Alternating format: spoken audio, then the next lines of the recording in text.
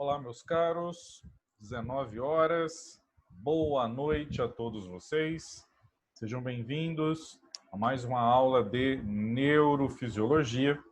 O tema da aula de hoje é uma continuação da discussão que eu havia iniciado com vocês na aula anterior sobre o mecanismo de transmissão de informações no sistema nervoso. Então, estamos estudando, desde algumas aulas atrás, acerca dos chamados mecanismos de comunicação neuronal. E desde a aula passada, eu estou explicando a vocês como se dá a comunicação entre os neurônios motores e os músculos, particularmente, não é, entre os neurônios motores e a placa motora dos músculos. Na verdade, o interesse não é nem tanto que vocês dominem o funcionamento desse mecanismo, mas sim que vocês compreendam o próprio mecanismo, pois o mecanismo é muito semelhante ao que acontece na comunicação neural ou neuronal de forma geral. Certo, meus caros? Então, uma breve revisão antes de apresentar a série de exemplos para vocês. Então, na última aula, eu dizia a vocês que a comunicação entre o neurônio motor e os músculos, ele se dá da seguinte forma. Um determinado impulso elétrico passa pela membrana plasmática do terminal axônico do neurônio motor e abre um canal regulado por voltagem de cálcio, como eu estou indicando aqui com o cursor. A partir daí, o cálcio é admitido no interior do terminal axônico do neurônio motor, possibilitando a exocitose desse neurotransmissor, ou seja, a liberação da acetilcolina na junção neuromuscular. Observem, meus caros, que não se trata de fenda sináptica, pois não é a comunicação entre dois neurônios, e sim a comunicação entre um neurônio motor e a placa motora de um determinado músculo. A partir do momento em que a acetilcolina é liberada na junção neuromuscular, esse neurotransmissor atravessa a junção neuromuscular e se conecta ao seu respectivo receptor lá na membrana da placa motora do músculo. A partir do momento em que a acetilcolina se conecta no seu respectivo receptor, ela promove a abertura de um canal de íons, que eu estou indicando aqui com um cursor, né, no número 5, meus caros. Esse canal de íons permite a entrada de íons sódio e a saída de íons potássio. Eu disse a vocês que, no primeiro momento, eu quero que vocês se concentrem apenas na entrada do sódio. Só posteriormente eu vou explicar a vocês o mecanismo da chamada bomba de sódio e potássio. Aí o potássio vai fazer sentido para vocês. Por enquanto, só se concentrem no sódio. Uma vez entrando o sódio, da mesma maneira que eu havia explicado, que acontece com a membrana plasmática de um neurônio pós-sináptico, a membrana da placa motora será despolarizada.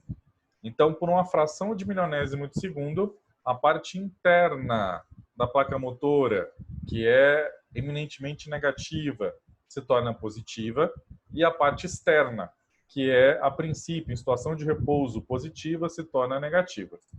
Com isso, com essa despolarização, inicia-se um impulso elétrico, um novo impulso elétrico. Não é? O campo elétrico começa a se mover ao longo da placa motora, o que eventualmente vai levar ao potencial de ação na fibra muscular e à contração do músculo.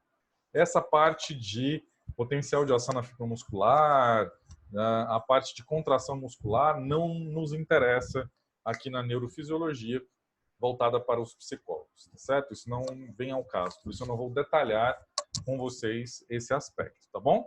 Mas aí o que acontecia, pessoal? Vocês se recordam que eu dizia a vocês que logo depois que a acetilcolina ela se conecta no seu receptor, promove a entrada dos íons sódio, levando à despolarização da placa motora e a consequente formação do potencial de ação na fibra muscular, eu disse a vocês que a acetilcolina é expulsa do receptor e ela é expulsa de volta para a junção neuromuscular. No entanto, como eu expliquei anteriormente, ela não pode ficar livre na junção neuromuscular, pois caso contrário, devido à afinidade química que ela possui pelo receptor, ela volta a se conectar ao receptor, iniciando um novo processo de despolarização na placa motora de uma forma anômala, uma vez que aconteceu sem que houvesse um estímulo apropriado para isso. Então, para evitar essa estimulação anômala, essa despolarização aí da placa motora de uma forma anômala, o que acontece? A acetilcolina vai ser degradada. Ela será degradada por uma enzima chamada acetilcolinesterase, que aí no exemplo ela é retratada como ACHE, tá? Essa molécula aqui que eu estou circulando com o cursor, acetilcolinesterase. Uma vez degradada em acetato e colina, a acetilcolina será posteriormente recaptada pelo neurônio motor, que nesse caso funciona como neurônio seria, né, análogo, o funcionamento dele é o de um neurônio pré-sináptico. Então haverá recaptação, né, dessas substâncias para que elas possam ser reconstituídas e posteriormente dê origem novamente ao neurotransmissor acetilcolina. Então esse é o mecanismo básico de comunicação na junção neuromuscular. Temos os eventos pré-sinápticos, entre aspas, não é? São pré-sinápticos porque não temos uma sinapse propriamente dita, mas só para vocês entenderem, e os fenômenos que vão ocorrer lá na placa motora. Ok?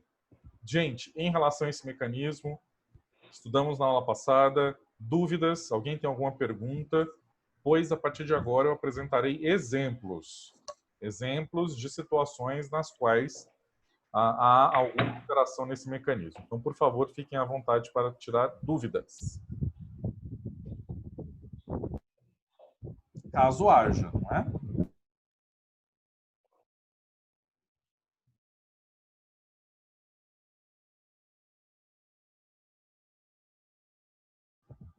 Então, vamos na sequência, meus caros.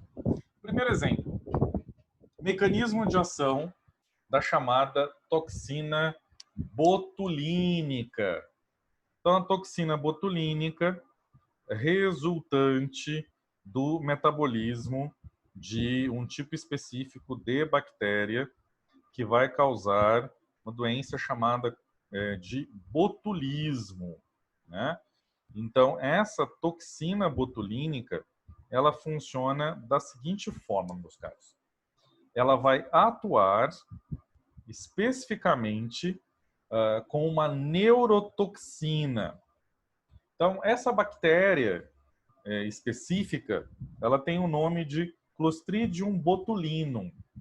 E essa bactéria, no seu metabolismo, ela acaba produzindo essa neurotoxina, que é a chamada toxina botulínica, né? Um tipo de neurotoxina, que vai simplesmente impedir a liberação da acetilcolina.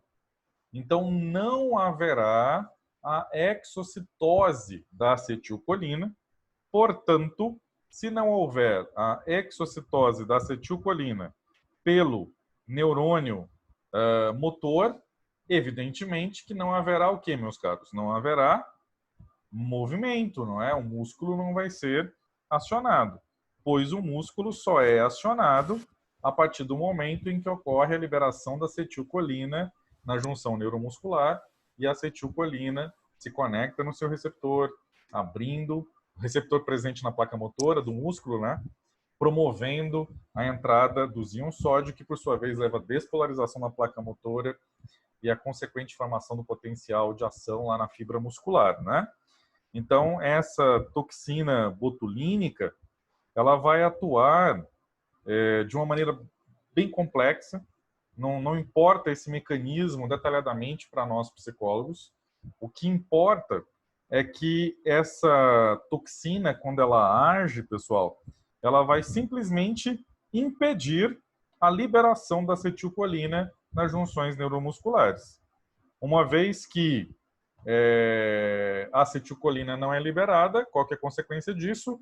Não há, então, movimento do músculo, não há contração muscular. Então, nesse sentido, o que acontece? Paralisia. Tá certo, pessoal? Então, nós vamos ter a paralisia aí do músculo por falta de estimulação da acetilcolina. Dúvidas, pessoal, em relação a isso?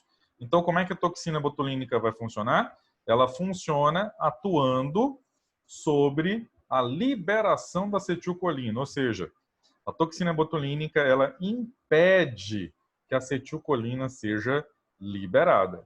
Sempre que a toxina botulínica, sempre que a acetilcolina não for liberada aí na junção neuromuscular, não há, evidentemente, a questão do movimento, né?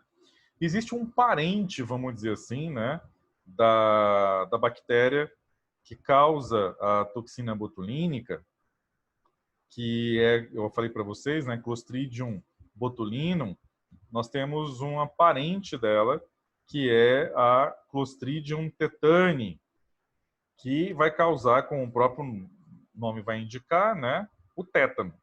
Então, essas bactérias, elas, na sua, digamos assim, no seu metabolismo, elas vão produzir essa toxina que vai interferir com a contração dos músculos, só que ao contrário da toxina botulínica, que produz paralisia, a toxina da Clostridium tetani, né, que causa o tétano, vai produzir espasmos musculares, né? Então, o mecanismo de ação é distinto aí. Então, no caso do tétano, a pessoa vai começar a apresentar vários espasmos musculares. Ela pode começar a ter esses espasmos musculares a partir de uma estimulação completamente, digamos assim, sem sentido a princípio, né? Como, por exemplo, através de luzes, toque, sons. Então, é extremamente desagradável. Pode vir a produzir rigidez também do pescoço e das costas. E, em casos mais graves, pode produzir até insuficiência respiratória, né? E esse mecanismo de ação, nesse caso, então, é diferente aí da toxina botulínica, tá? Só para vocês entenderem que existe, digamos, esses grupos aí de bactérias do gênero Clostridium, né? Que produzem essas ações aí na musculatura. Ok, pessoal? Então, apresentando aí vocês imagens, né? De uma criança portadora aí do botulismo, né? Sob efeito da toxina botulínica, apresentando aí a paralisia palpebral, né? As pálpebras caídas. E por que ela apresenta essa paralisia palpebral, né? Das pálpebras caídas? Porque a toxina botulínica ela está impedindo a liberação da acetilcolina lá na junção neuromuscular e, portanto, o músculo está paralisado. Ok, meus caros? Evidentemente que alguns de vocês já começaram a imaginar, né, que existe também um uso estético da toxina botulínica, né? Então, para aquelas pessoas que apresentam rugas de expressão e, em outros casos, não apenas estéticos, mas também no auxílio à recuperação funcional, né? Pacientes que apresentam, por exemplo, espasmos musculares resultantes do processo de recuperação da paralisia idiopática de Bell, né?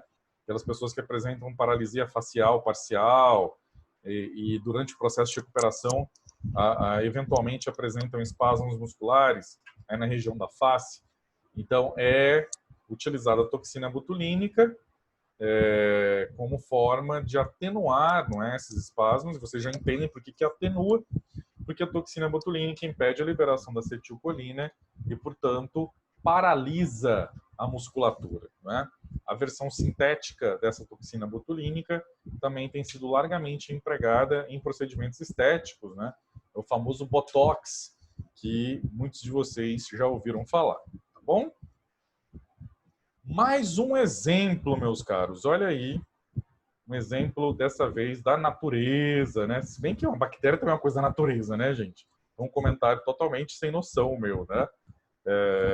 Nesse caso, o exemplo é o efeito produzido pela chamada crotoxina, que é uma das substâncias que estão presentes no veneno da cascavel.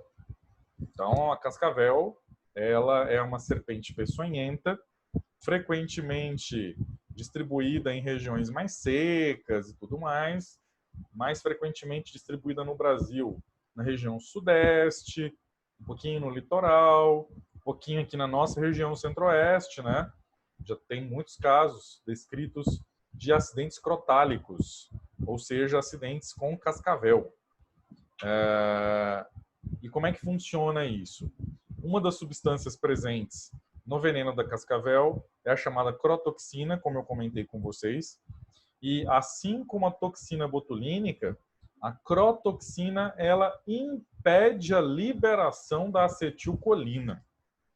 Ao impedir a liberação da acetilcolina, é evidente que haverá a paralisia da musculatura. E aí eu queria que vocês refletissem e pensassem junto comigo, né? Para que uma cobra, no caso específico da cascavel, para que esse bicho precisaria de um veneno que paralisa a musculatura de outros bichos, no caso das suas presas, né? Para que, gente? Vamos imaginar aí, reflitam, qual que é o sentido disso? Por que o veneno da cascavel, né, teria, na verdade, qual que seria a função para o animal de possuir essa crotoxina no seu veneno? Para quê? Quem tem uma ideia?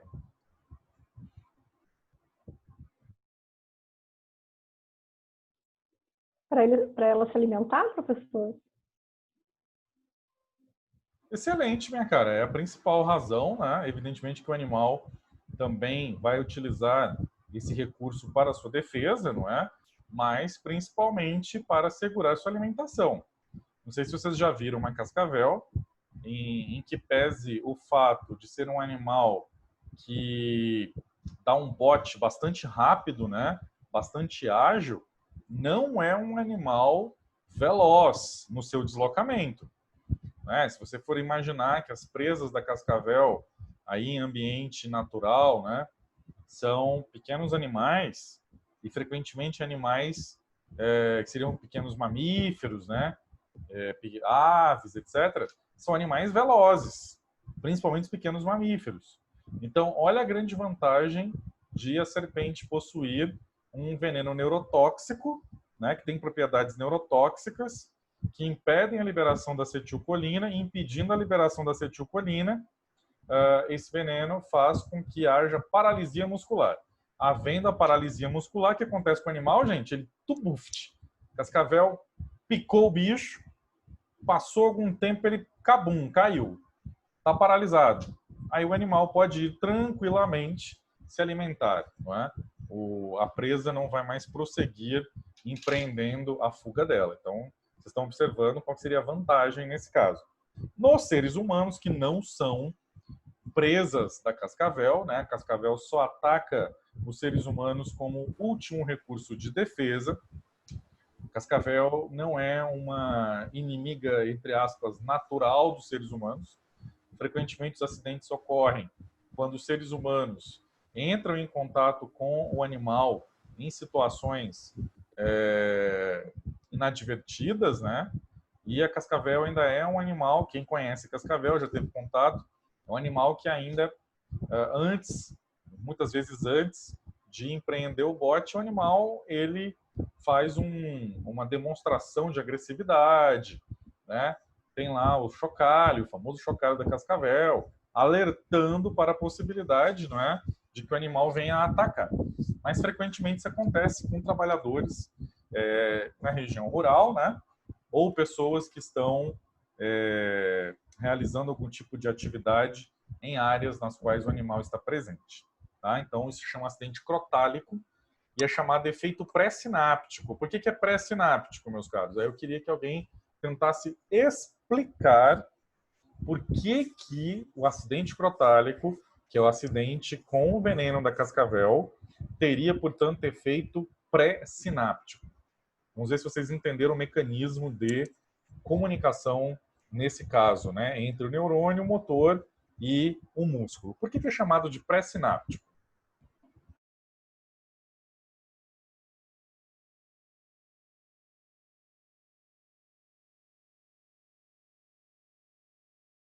Professor, Fique à vontade, minha porque cara. a toxina impede da informação passar para o outro neurônio, de fazer a sinapse?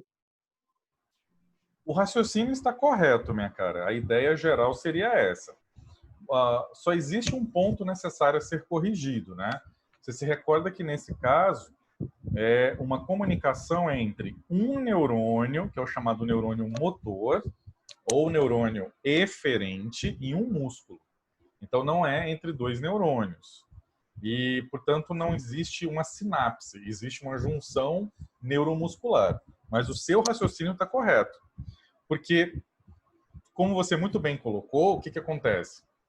A acetilcolina é liberada pelo neurônio motor, que faz o papel, nesse caso, de quem, gente? De um neurônio pré-sináptico. Tá? Por quê? Porque são os neurônios pré-sinápticos que liberam os neurotransmissores. Tá certo? Então, seu raciocínio está correto. Só mesmo esse pequeno detalhe de que não é uma comunicação entre dois neurônios, mas sim entre um neurônio motor e um músculo. Tá certo? Obrigado pela sua resposta, minha cara. Muito bom. Inclusive, pessoal, é óbvio que essa é uma das questões da avaliação de vocês que está chegando aí, né, gente? É claro que é uma questão. A avaliação de vocês vai ser bem simples, será constituída por 10 questões objetivas, que essa prova vai ser postada por meio de formulário, né, lá do Classroom. Então vai ser bem simplesinho, de múltipla escolha, e vai ter lá uma questão sobre acidente crotálico, né, em que eu vou perguntar para vocês a mesma coisa que a colega de vocês acabou de responder. Vou colocar lá para vocês, acidente da cascavel, vou descrever, né, você não tem que memorizar, viu, gente? Vocês vão ficar aí passando noites decorando o veneno da cascavel, que isso não interessa para nós psicólogos. Eu vou colocar a historinha, né, como é que funciona, tal, e aí vem a questão em que eu vou pedir para vocês assinalarem o item associado ao mecanismo de ação, que nesse caso é pré-sináptico, né? Por quê? Porque bloqueia a liberação da acetilcolina. Tá certo, gente? Dúvidas nessa questão? Alguma pergunta? Vamos em frente para mais um exemplo? Então, temos aí uma criança, né? Se eu retirei de um artigo, uma criança que foi vítima de acidente crotálico, e a criança, ela apresenta também as pálpebras caídas, demonstrando já a disseminação do veneno pelo corpo, não é? Num primeiro momento, a picada da cascavel, ela evidentemente é dolorosa, ela vai produzir um edema no local, mas os efeitos da neurotoxina vão se iniciar mesmo depois de algumas horas. E aí que começa o perigo, porque eventualmente pode levar a uma parada cardiorrespiratória, né? Então, aqui na sequência, gente, existe uma substância extraída de plantas que é o chamado curare. Esse curare, ele era muito utilizado por algumas comunidades, né, de indígenas em várias regiões aqui da América do Sul. Então, o curare, a princípio, ele seria assim uma substância que é oriunda de vários compostos orgânicos venenosos, né?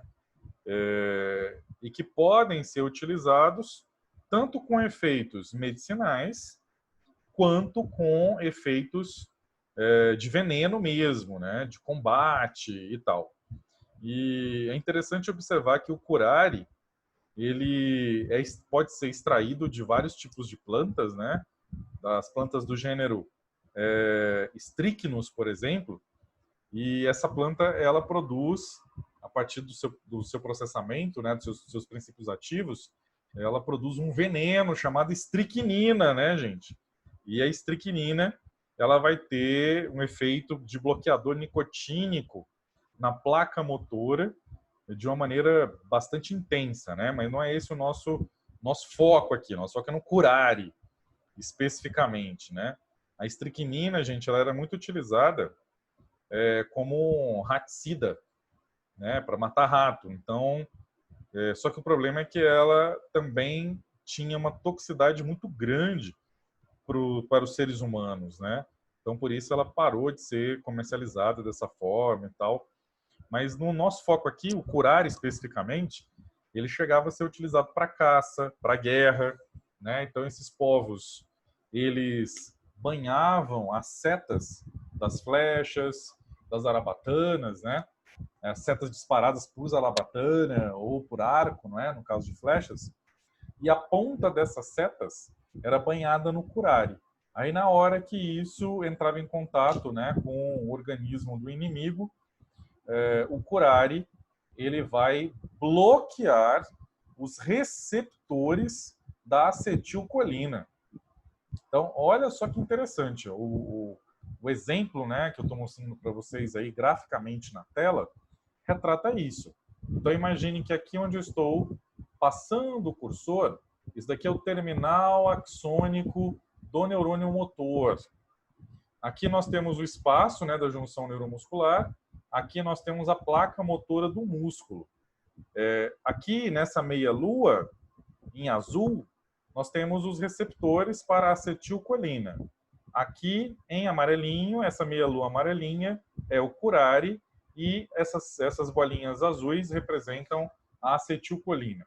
Então imaginem que o impulso elétrico passa pela membrana plasmática do terminal axônico do neurônio motor, abre canal regulado por voltagem de cálcio, que permite a entrada do cálcio, que por sua vez promove a liberação de quem, gente?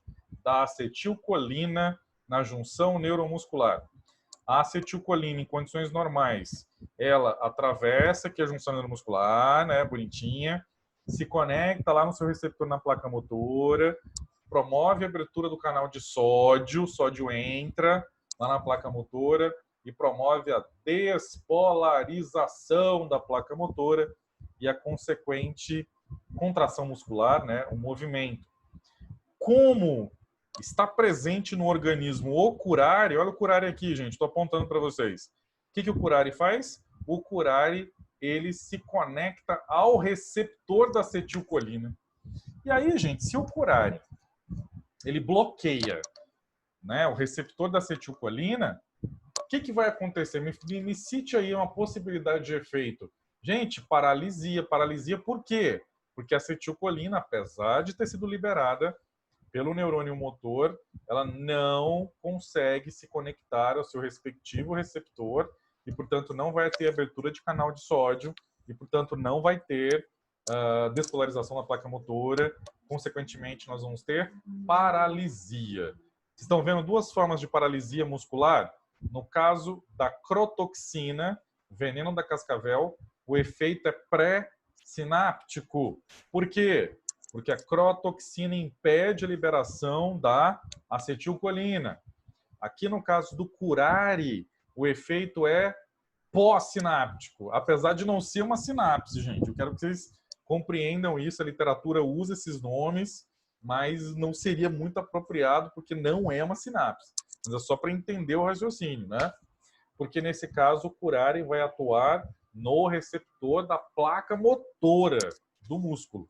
Tá certo, gente? Então, por isso que é, entre aspas, pós-sináptico. Vamos ver se vocês entenderam. Farei uma questão, gostaria que alguém se voluntariasse para responder. No caso da toxina botulínica, olha a historinha. Igualzinho vai ter lá na avaliação de vocês. As bactérias do gênero Clostridium botulinum, elas infectam o organismo humano e um dos locais onde elas proliferam é no terminal axônico dos neurônios motores. uma das substâncias produzidas pelo metabolismo dessas bactérias é a chamada toxina botulínica.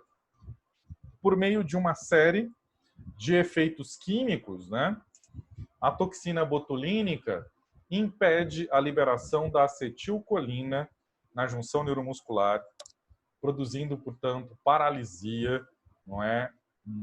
Paralisia muscular nas pessoas infectadas por essa bactéria. Minha pergunta é: os efeitos da toxina botulínica são pré-sinápticos ou pós-sinápticos? Pré-sinápticos. Por que, minha cara? Justifique sua resposta. Porque ela impede a liberação do neurotransmissor, que passa a informação. Excelente resposta, exato. Pré-sináptico, pois essa toxina impede a liberação do neurotransmissor, no caso a acetilcolina, impedindo, portanto, o processo de contração muscular. Tá? Excelente resposta, é esse o tipo de padrão, né, das questões que vocês vão encontrar, tá bom? Excelente resposta, minha cara, parabéns.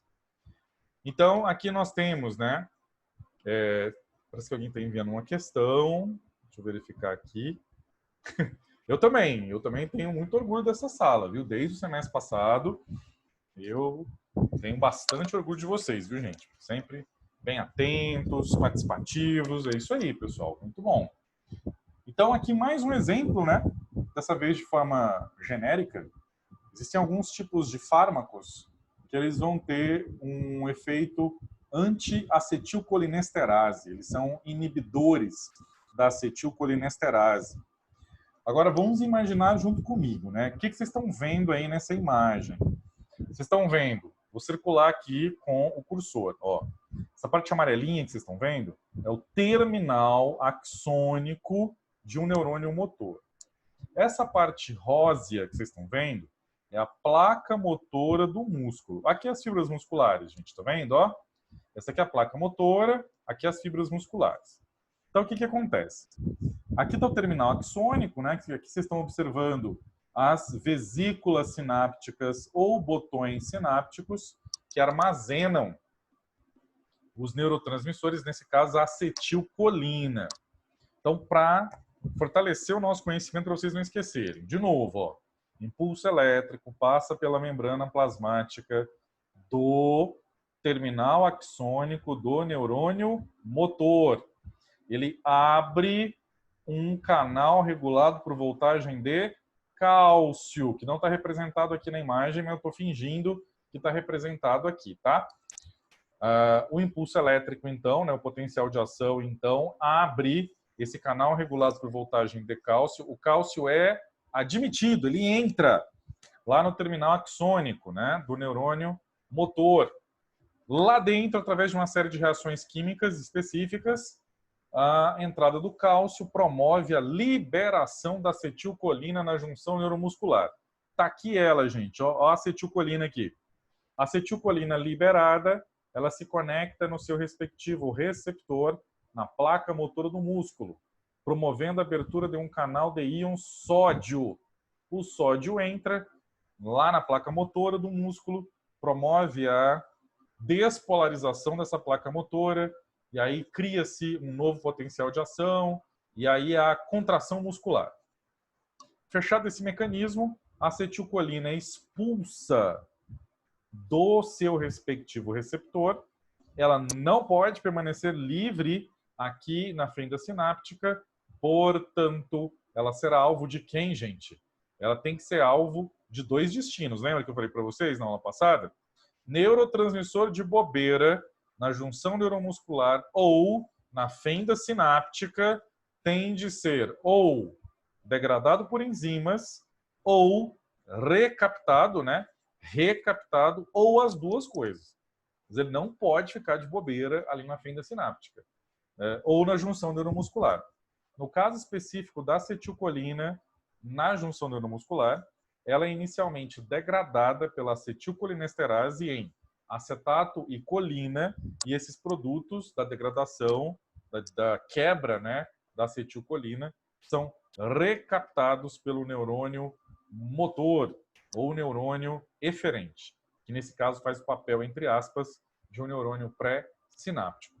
Vou mostrar para vocês agora exemplos de substâncias que são inibidoras da acetilcolinesterase e nós já podemos prever alguns efeitos disso, né? Antes de eu apresentar para vocês, gente, só raciocínio.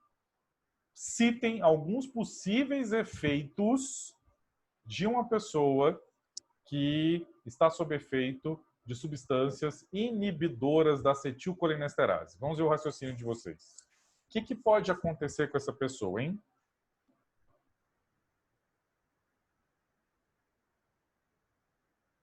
Pensem no mecanismo, tudo direitinho.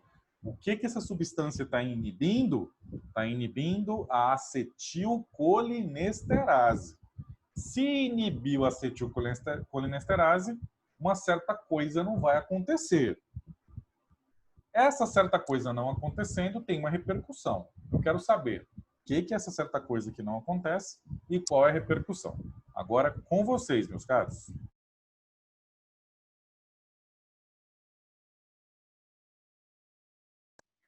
Professor, vou tentar. Eu não sei dar o exemplo certo, mas inibindo a acetilcolinesterase, ela não vai ser degradada e vai continuar ali na junção neuromuscular, no caso desse exemplo. Excelente. E aí vai ter, igual o senhor falou, alguma coisa anômala. Ela vai continuar ali e não tendo estímulo, pode ter alguma repercussão anômala. Não sei se é isso. Excelente, minha cara, justamente por aí. O que vai acontecer de anômalo nesse caso? Vai acontecer que a acetilcolina vai se conectar de novo no seu receptor. E aí o que vai acontecer de anômalo? Nós vamos ter a produção de um potencial de ação, né, de um novo impulso elétrico aqui na placa motora, que está divorciada da estimulação do neurônio motor. Gente, para pensar comigo. Você está tendo contração muscular sem comando do sistema nervoso central, gente. É esse o efeito. A musculatura começa a se contrair sozinha. Isso é bom ou é ruim, gente? Isso é péssimo. Tem toda uma série de repercussões negativas no nosso organismo, não é? Vejam, como a colega muito bem explicou, né? Bloqueando, inibindo a acetilcolinesterase, esse tipo de substância, que é inibidora da acetilcolinesterase, vai favorecer os efeitos da acetilcolina. Por isso que os inibidores da acetilcolinesterase são chamados de agonistas da acetilcolina. Conceito importante para vocês começarem a guardar, gente. O que é agonista? Agonista é uma substância que favorece os efeitos de um determinado neurotransmissor. Ou seja, ela facilita os efeitos desse neurotransmissor. O que é uma substância antagonista? Uma substância antagonista é aquela que dificulta, que prejudica os efeitos de um determinado neurotransmissor. Nesse caso específico, como a colega muito bem descreveu, os inibidores da acetilcolinesterase são agonistas da acetilcolina, ou seja, favorecem os efeitos da acetilcolina. Imagine que a gente vai ter acetilcolina aí na junção neuromuscular toda hora, né, se reconectando aos seus respectivos receptores, sem a devida liberação pelo neurônio motor, ou seja, completamente divorciada da estimulação neuronal, ou seja, o músculo está funcionando sozinho, né? A gente está tendo aí espasmos musculares incontroláveis, eles estão acontecendo sozinhos, e aí, gente, vamos parar para pensar junto comigo.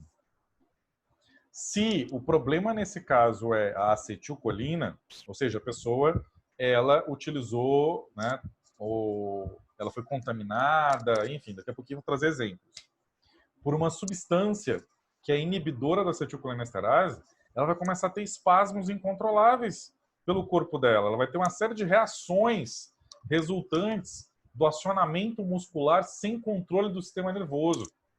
E eu quero que vocês comecem a imaginar o seguinte, qual que seria um antídoto para isso? Qual que seria um efeito interessante? Raciocinem aí, com base naquilo que nós já aprendemos sobre a comunicação entre neurônios motores e a musculatura, né, e os músculos. Imagine um antídoto para essa substância. Esse antídoto, ele deveria atuar de que maneira? Como é que vocês acham que um antídoto para esse tipo de substância atuaria? Ele faria o quê nessa situação aí da junção neuromuscular? Vamos parar para pensar e me apresentem uma hipótese, gente.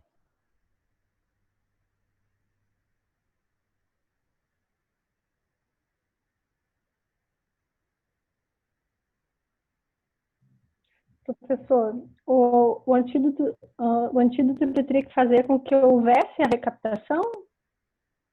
Olha aí, A degradação. uma excelente ideia. Você já começou com uma boa ideia. Quer dizer, um antídoto, ele deveria atuar sobre a acetilcolina de alguma maneira, né? Então, essa substância deveria ou permitir a degradação da acetilcolina de alguma maneira, ou permitir a recaptação, não é? Como a molécula de acetilcolina é grande, ela precisa ser degradada primeiro. Então, o ideal seria que houvesse essa degradação. Mas tem um mecanismo ainda mais simples e mais rápido do que... Vai atuar nesse fármaco anti-acetilcolinesterase? Essa seria uma segunda possibilidade, ou seja, uma determinada substância que tivesse a propriedade de interferir no efeito do inibidor da acetilcolinesterase. Mas veja que também é complexo e não está agindo na junção neuromuscular. Eu quero que você pense assim, minha cara. Na junção, no mecanismo de comunicação, tem uma maneira mais simples ainda de fazer isso.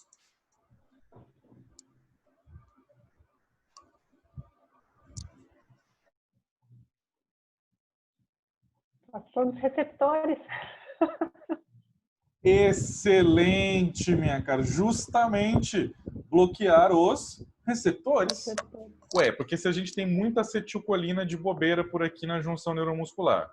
Por que tem muita acetilcolina aqui, gente? Porque o inibidor da acetilcolinesterase está impedindo que a enzima destrua, degrade a acetilcolina. Então tem bastante acetilcolina por aqui. Então, nesse caso, a substância ela teria que bloquear o receptor da acetilcolina na placa motora. Seria a forma mais imediata de realizar, digamos, esse controle aí dessa intoxicação, né? Então, existe uma substância, vou mostrar para vocês ainda hoje, que é a chamada atropina. A atropina, ela vai funcionar bloqueando o receptor da acetilcolina na placa motora, tá? A atropina tem essa função. Mas só por hipótese, gente, só para ver se vocês estão acompanhando bem essa questão lúdica, viu, pessoal? Ninguém vai fazer isso na vida real, não, tá? Imagina lá uma pessoa que está intoxicada por um inibidor da acetilcolinesterase. Vou dar um exemplo real. Os organofosforados, que eu vou falar daqui a pouquinho, né? A pessoa aí ingeriu chumbinho, por exemplo, a pessoa ingeriu aí algum tipo de herbicida organofosforado, muito comum aqui na nossa região, né? Em todas as regiões agrícolas, esses herbicidas são muito frequentes, são muito comuns. O chumbinho, por exemplo, ele é utilizado como controle de pestes, né? Roedores e tudo mais. Substituiu a estricnina, que eu tinha falado para vocês, que era muito tóxica. E o chumbinho acabou substituindo a estricnina, mas infelizmente, daqui a pouco eu vou mostrar para vocês que muitas pessoas acabam utilizando o chumbinho como um meio de suicídio, né? E aí o que acontece, pessoal? A pessoa foi contaminada por alguma razão por algum organofosforado, que são inibidores da acetilcolinesterase. E aí, gente, duas opções. Você tem lá uma cascavel ou uma flecha envenenada por curare. O que você prefere? Você prefere a cascavel ou a flecha envenenada por curare? Justifique sua resposta. É uma questão insana. Óbvio que na vida real isso não vai dar certo, gente. É só em tese. Cascavel ou flecha envenenada por curare? E aí?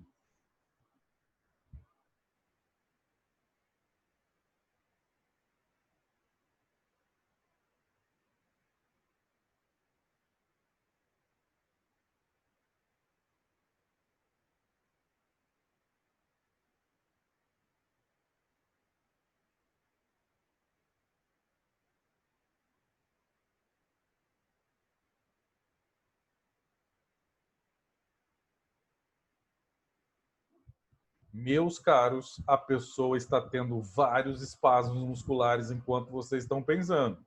Vocês têm lá à disposição de vocês uma cascavel, vocês têm lá à disposição de vocês flechas envenenadas com curare direto da floresta amazônica. E aí, gente, o que você faz? Você solta a cascavel em cima lá da pessoa ou você atira as flechas com curare nela? Ela que está intoxicada por um inibidor de acetilcolinesterase. E aí, qual dos dois teria, em tese, um efeito mais interessante no controle dessa intoxicação? Curário, professor? Não entendi, minha cara, o que você disse. Falei que se é o curare? Por quê, minha cara? Justifique sua resposta. Porque ele atua nos receptores? Excelente, justamente. Da placa motora? Exatamente. Então, em tese, você não solta a cascavel na pessoa, não, gente. Você fala assim, mas a cascavel vai paralisar a musculatura, né? A pessoa tá tendo aí espasmos musculares e tal. Então, pega uma cascavel, pica aí, cascavel. Vai produzir uma paralisia e tal, né? Gente, não. Por que não? Porque a crotoxina, ela impede a liberação da acetilcolina. Lembra? Efeitos pré-sinápticos da crotoxina. Gente, a acetilcolina já foi liberada, ela já está na junção neuromuscular. Ela está dando trabalho lá na junção neuromuscular. Então não vai adiantar nada a pessoa ser contaminada pela crotoxina. Não vai ter efeito nenhum. Quer dizer, não nessa situação, né? Você vai agravar o quadro da pessoa, né? Mas nessa nossa situação louca, hipoteticamente louca aqui, que eu trouxe para vocês, o ideal, entre aspas, seria utilizar o curare, né? Porque ele teria um bloqueio dos receptores da acetilcolina. Mas ninguém vai fazer isso, ninguém vai usar cascavel nem usar curare. O que vai se utilizar é a atropina, que tem um efeito parecido com o do curare, mas, claro, de uma maneira reversível, de uma maneira que posteriormente permite que esses receptores estejam disponíveis à acetilcolina posteriormente. Tá certo? Mas parabéns, viu, minha cara? Em tese, seria o curare, tá? Isso foi uma brincadeira, claro, né? Só para que nós possamos revisar aquilo que aprendemos agora há pouco ao longo da aula, tá? Gente, vamos aqui na sequência, ó. Como eu estava falando para vocês, né, agora há pouco, os inseticidas, os herbicidas, os pesticidas baseados, né, em inibidores da acetilcolinesterase ou da colinesterase, infelizmente, têm sido largamente empregados como meios de suicídio. Então, eu trouxe para vocês os resultados de um estudo desenvolvido por Ana Cláudia Lopes de Moraes, lá na Escola Nacional de Saúde Pública do Rio de Janeiro. O trabalho dela se chama Contribuição para o Estudo das Intoxicações por Carbamatos, o caso do chumbinho no Rio de Janeiro. Então, os carbamatos são tipos, né, de organofosforados, são inibidores da acetilcolinesterase, ou seja, eles vão atrapalhar o funcionamento dessa enzima que atua sobre a acetilcolina e, portanto, essas substâncias elas são agonistas da acetilcolina, elas favorecem os efeitos da acetilcolina, só que de uma maneira extrema, levando a, inclusive, a morte, a possibilidade de morte. E como que isso acontece? Vamos ver aqui os resultados do estudo da Ana Cláudia Moraes, né? Então tá aí o famoso chumbinho comercializado livremente aí no nosso país, né? E ali, infelizmente, a utilização do chumbinho, vocês estão vendo ali uma garrafinha de água mineral contendo chumbinho, sendo utilizada, né? Foi utilizada por uma pessoa que buscou no suicídio uma forma de cessação da consciência da dor, uma forma de resolver o problema da angústia. Posteriormente, vocês vão ter aulas no curso de psicologia sobre a fenomenologia do suicídio, quais são os elementos psicológicos associados à questão do suicídio. Então, eu não vou me deter nesse assunto com vocês neste momento, tá? Então, eu só queria que vocês entendessem que o chumbinho tem sido utilizado por pessoas dessa forma. E aí a Moraes, né, no trabalho dela, ela fez um levantamento dos principais meios. Então, aí nessa figura 13 que ela está apontando, distribuição dos casos de tentativas de suicídios notificadas lá no hospital universitário, né, específico da Universidade Federal Fluminense, nos anos de 95 e 96, de acordo com o sexo e o agente. O agente é o meio empregado, não é, que a pessoa utilizou. Então, olha que interessante. Entre os homens, predominou o uso aí dos pesticidas, tá vendo, gente? Ó, 50,88%. Depois vieram os medicamentos controlados, depois medicamentos não controlados, depois vieram produtos domésticos e outros produtos. Isso, gente, é com relação àquelas pessoas que fizeram uso de substâncias. A literatura sobre esse tema indica que, de modo geral, os homens tendem a buscar meios violentos. Utilização de armas de fogo, enforcamento e por aí vai, tá? Ao passo que, de modo geral, as mulheres buscam envenenamento. Entre os homens que buscam envenenamento, predomina a utilização de pesticidas, né?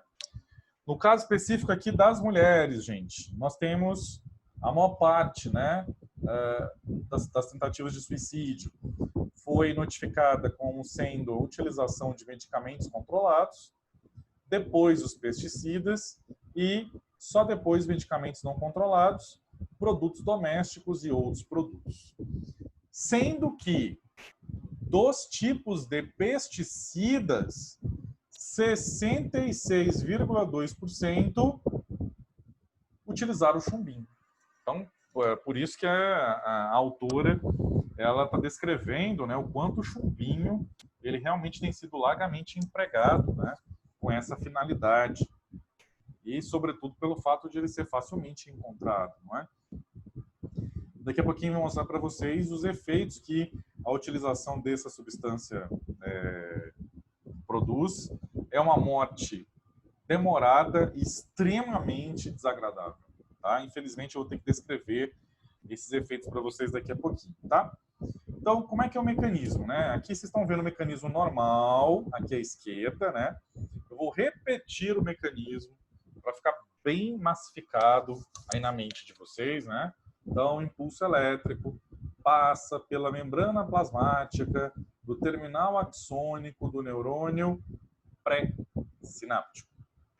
Aqui no caso é pré-sináptico, gente, porque a acetilcolina ela também é um neurotransmissor importante em regiões do sistema nervoso central. Depois eu vou explicar isso para vocês. Lá no sistema nervoso periférico autônomo, isso vai ocorrer, tá? Tanto no simpático quanto no parasimpático. A acetilcolina é o neurotransmissor que vai permitir a comunicação entre os neurônios, o pré-sináptico e o pós-sináptico, nas duas vias. Isso eu vou explicar para vocês depois, possivelmente amanhã, né, na nossa aula de amanhã, ao vivo. Então, o que acontece, gente?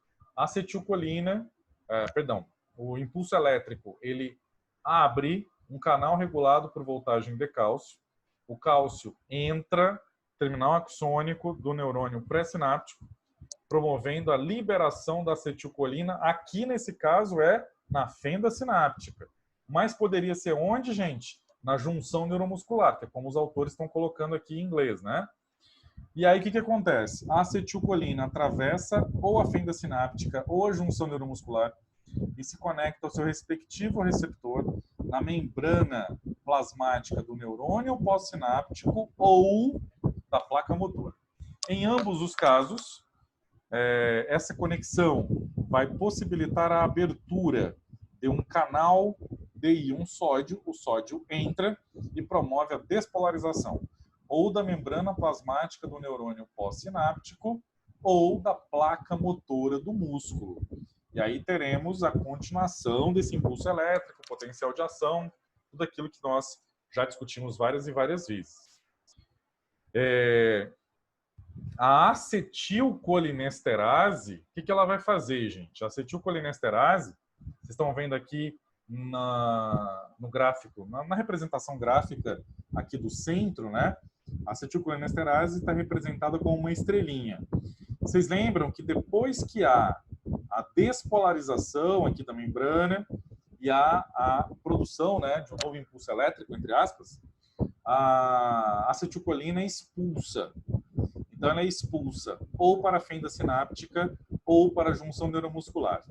E aí, o que vai acontecer, gente?